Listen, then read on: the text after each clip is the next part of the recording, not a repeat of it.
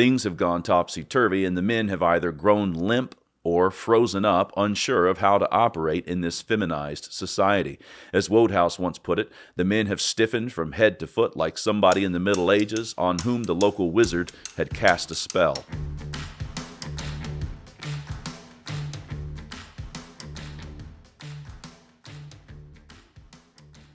Canon Press is doing a George Gilder documentary and republishing his classic, Men and Marriage. In honor of this delightful occasion, here is one of my favorites from Gilder's Men and Marriage with a few thoughts scattered in the wake. Quote, "Throughout the literature of feminism there runs a puzzled complaint. Why can't men be men and just relax?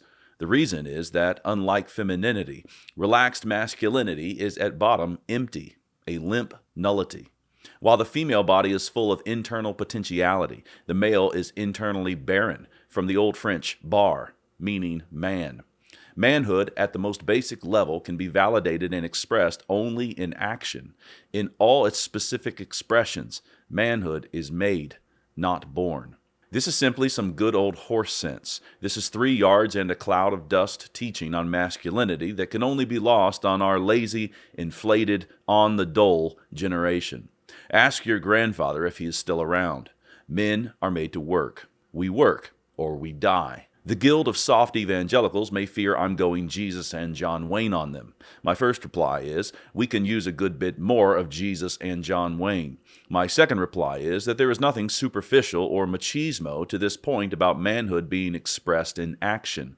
Men are made to act and lead in a way that is distinct from women. This purpose is baked throughout man's nature, and it runs all the way down to his soul. The command God gave our father Adam in the garden was to work it and keep it. This command was not contrary to his nature. He delighted to do that which God had commanded. His constitution was suited to the job assignment of leadership and carrying the primacy of responsibility. Things are a bit different with the female.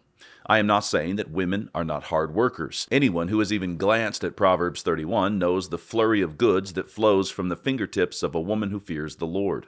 She is suited for work like the man, but God fashioned the fairer sex as a helper. This quality is seasoned throughout her nature, and this too runs all the way down to her soul. She was made to be planted. She was made soil. And in her grows fruit that will live on forever. As Gilder said, her very body is full of internal potentiality. The man, however, is not the one who is planted, but the one who plants. He can and does help, of course. You could list several examples of men not always being in the captain's seat. But that point doesn't discard the point that to lead is of men's nature, and to help is of women's nature. Things have gone topsy-turvy, and the men have either grown limp or frozen up, unsure of how to operate in this feminized society. As Wodehouse once put it, the men have stiffened from head to foot like somebody in the Middle Ages on whom the local wizard had cast a spell. Earlier generations shake their heads in laughter at just how confused we have become. This point regarding the natural distinctions between male and female were nothing extraordinary to them. Here is C.S. Lewis, for example. Quote, "There are no servants here," said Mother Dimble, "and we all do the work. The women do it one day, and the men the next." What? No, it's a very sensible arrangement. The director's idea is that men and women can't do housework together without quarreling. There's something in it.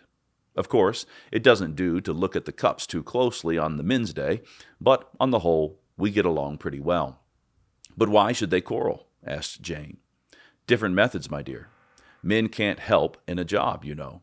They can be induced to do it, not to help while you're doing it. At least, it makes them grumpy." Lewis has a way of getting moderns to swallow down his historic Christian ideas, but my bet is several people will still choke on this one. Someone is going to say, "Do you mean to tell me that a man is not to help out around the house?" But you who ask this question have seen just what Clive describes.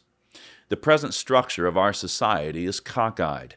The various waves of feminism have washed over us such that we don't realize just how far we have strayed. Gilder rightly says manhood is made, not born. But how do you build men in a culture where everyone gets a medal? How do you raise up men to be godly rulers when their political and military opponents wear skirts? We live in a society where women have assumed power and authority that simply was not designed for their taking. This is not a knock to women. As it was in the garden, so it is today. Quote, "The degree to which women take power seems to depend on the extent to which the men are absent." So a message to the men.